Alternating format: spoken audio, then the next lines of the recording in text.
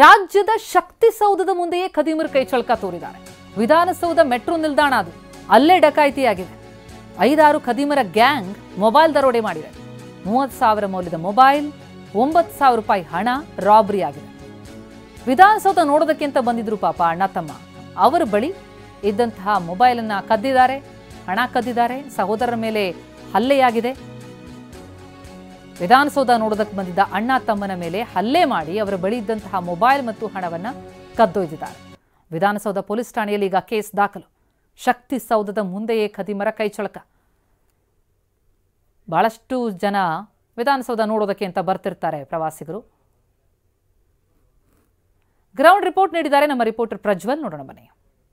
Vidhana Soudha, high court ಹಾಗೂ ಸುತ್ತಮುತ್ತಲಿನ ಪ್ರದೇಶಗಳು ತುಂಬ ಹೈ ಸೆಕ್ಯೂರಿಟಿ ಇರುವಂಥ ಏರಿಯಾಗಳು. ಇದೇ ಏರಿಯಾದಲ್ಲಿ ಸಾಕಷ್ಟು ಜನ ಪೊಲೀಸರು, ಭದ್ರತೆ ಎಲ್ಲದೂ ಇರುತ್ತೆ. ಆದರೆ ಭಾನುವಾರ ರಾತ್ರಿ ಈ ಏರಿಯಾದಲ್ಲಿ 2 ಪ್ರಕರಣಗಳು ನಡೀತೆ. ಅಂದರೆ ಎಕ್ಸಾಕ್ಟಾಗಿ ಹೇಳಬೇಕಂದ್ರೆ ವಿಧಾನಸೌಧ ಮೆಟ್ರೋ ನಿಲ್ದಾಣ ಮುಂಭಾಗದಲ್ಲಿ ಈ ಒಂದು ಘಟನೆ ನಡೆಯುತ್ತೆ. ಒಂದು ಘಟನೆ, ಒಂದು ಡಕಾಯಿತಿ ನಡೆಯುತ್ತೆ. ಇದನ್ನ ವಿಧಾನಸೌಧ ಪೊಲೀಸ್ ಠಾಣೆಯಲ್ಲಿ ಈಗಾಗಲೇ FIR ಅನ್ನು ದಾಖಲು ಮಾಡಿಕೊಳ್ಳಲಾಗಿದೆ. ಥಿಯೇಟರ್ಗೆ ಹೋಗಿ ವಾಪಸ್ ಬಂದಂಥ ಒಬ್ಬ ಹುಡುಗ ವಿಧಾನಸೌಧದ ಮುಂದೆ ವಿಧಾನಸೌಧಕ್ಕೆ ಲೈಟಿಂಗ್ ಅನ್ನು ಹಾಕಿದ್ರು ಅಂತ ಹೇಳಿ ಆತ ಮತ್ತೆ ಆತನ ತಮ್ಮ ಇಬ್ರು ವಿಧಾನಸೌಧದ ಮುಂದೆ ಲೈಟಿಂಗ್ ಅನ್ನು ನೋಡಿಕೊಂಡು ಮೆಟ್ರೋ ನಿಲ್ದಾಣದ ಒಳಗಡೆ ಹೋಗ್ಬೇಕಂತ ಹೋಗ್ತಿದ್ದಂಥ ಸಂದರ್ಭದಲ್ಲಿ 5ರಿಂದ 6 ಜನ ಆರೋಪಿಗಳು ಬಂದು ಆತನ ಮೇಲೆ ಹಲ್ಲೆ ಮಾಡಿ ಆತನ ಬಳಿ ಇದ್ದಂಥ ಸುಮಾರು 9,182 ರೂಪಾಯಿ ಹಣ ಮತ್ತೆ ಒಂದು ನಥಿಂಗ್ ಕಂಪನಿಯ ಮೊಬೈಲ್ ಫೋನ್ ಸೇರಿದಂತೆ ಸಾಕಷ್ಟು ಬೆಲೆ ಬಾಳುವ ಮೌಲ್ಯ ವಸ್ತುಗಳನ್ನು ಡಕಾಯಿತಿಯನ್ನು ಮಾಡ್ತಾರೆ. ಅಂದರೆ ಹೊಡೆದು ಅವನಿಂದ ಕಿತ್ಕೊಳ್ತಾರೆ. ಅದಾದ ಮೇಲೆ ಘಟನೆಗೆ ಸಂಬಂಧಪಟ್ಟಂತೆ ವಿಧಾನಸೌಧ ಪೊಲೀಸ್ ಠಾಣೆಯಲ್ಲಿ ಕೇಸ್ ದಾಖಲಾಗಿದೆ. ಮತ್ತೊಂದು ಘಟನೆ ಅಂತ ಅಂದರೆ ಇಲ್ಲಿಗೆ ಬಂದಿದ್ದಂಥ ನೇಪಾಳ ಮೂಲದ ಯುವಕರ ಗುಂಪೊಂದು ಸೇರಿಕೊಂಡು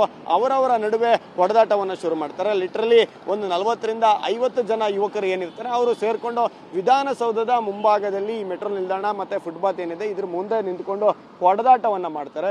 ಸುಮಾರು ಒಂದು ಅರ್ಧ ಗಂಟೆಗಳ ಒಳಗಡೆನೆ ಈ ಪೊಲೀಸರು ಸ್ಥಳಕ್ಕೆ ಬರ್ತಾರೆ. ಒಂದು 15-20 ನಿಮಿಷದಲ್ಲಿ ಸ್ಥಳಕ್ಕೆ ಬಂದು ಅಲ್ಲಿದ್ದಂಥ ಗುಂಪನ್ನ ಲಾಠಿ ಬೀಸಿ ಅವ್ರನ್ನ ಚದುರಿಸುವಂಥ ಕೆಲಸ ಮಾಡ್ತಾರೆ.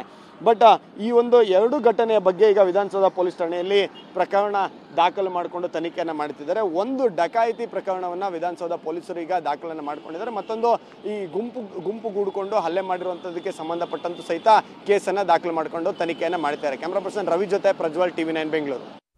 ಬೆಂಗಳೂರಿನಲ್ಲಿ ಕಳ್ಳರ ಕೈಗೆ ಕೋಳ ತೊಡಿಸಿ ಮೆರವಣಿಗೆ ಮಾಡಲಾಗಿದೆ. ಆರೋಪಿಗಳ ಏರಿಯಾದಲ್ಲೇ ಮೆರವಣಿಗೆ ಮಾಡಿ ಶಾಸ್ತಿ. ಹೊಸ ರೀತಿ ಶಿಕ್ಷೆ. ಗೋವಿಂದರಾಜನಗರದಲ್ಲಿ 4 ಆರೋಪಿಗಳಿಗೆ ಗುನ್ನ. ಎಲ್ಲರೂ ಕಳ್ಳರು. ಆ ಕಳ್ಳರನ್ನ ಅವರದ್ದೇ ಏರಿಯಾದಲ್ಲಿ ಮೆರವಣಿಗೆ ಮಾಡಿ ಶಾಸ್ತಿ ಮಾಡಿದ್ದಾರೆ. ಆರೋಪಿ ಪರ್ವೇಜ್ ಖಾನ್, ಜುಬೇರ್, ಸದ್ದಾಂ ಹುಸೇನ್, ಅಮ್ಜದ್ ಪಾಷಾ ಈ 4 ಕಳ್ಳರನ್ನ ಮೆರವಣಿಗೆ ಮಾಡಿದ್ರು ಪೊಲೀಸರು. ಗೋವಿಂದರಾಜನಗರ ಮತ್ತು ಚಂದ್ರ ಲೇಔಟ್ನಲ್ಲಿ ಕಳ್ಳತನ ಮಾಡಿದ್ರು. ಈ 4 ಖತರ್ನಾಕ್ ಖದೀಮರನ್ನ ಪೊಲೀಸರು ಬಂಧಿಸಿದ್ದಾರೆ.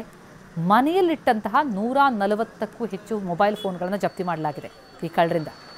ಮಹಜರಿಗೆ ಕರೆದೊಯ್ದಂತಹ ಸಂದರ್ಭದಲ್ಲಿ ಎಸ್ಕೇಪ್ ಆಗೋದಕ್ಕೆ ಯತ್ನ ಮಾಡಿದ್ರು. ಹೀಗಾಗಿ ನಿನ್ನೆ ಆರೋಪಿಗಳನ್ನು ಅವರದ್ದೇ ಏರಿಯಾ ಕರೆದೊಯ್ದು ಮೆರವಣಿಗೆ ಮಾಡಿದ್ದಾರೆ. ಕೈಗೆ ಬೇಡಿ ಹಾಕಿ ಆರೋಪಿಗಳ ಏರಿಯಾದಲ್ಲೇ ಮೆರವಣಿಗೆ ಮಾಡಿ ಮಣ್ಣು ತಿನ್ನೋ ಕೆಲಸ ಮಾಡಿದಂತಹ ಖದೀಮರಿಗೆ ಖಾಕಿ ಪಡೆಯಿಂದ ತಕ್ಕ ಶಾಸ್ತಿ.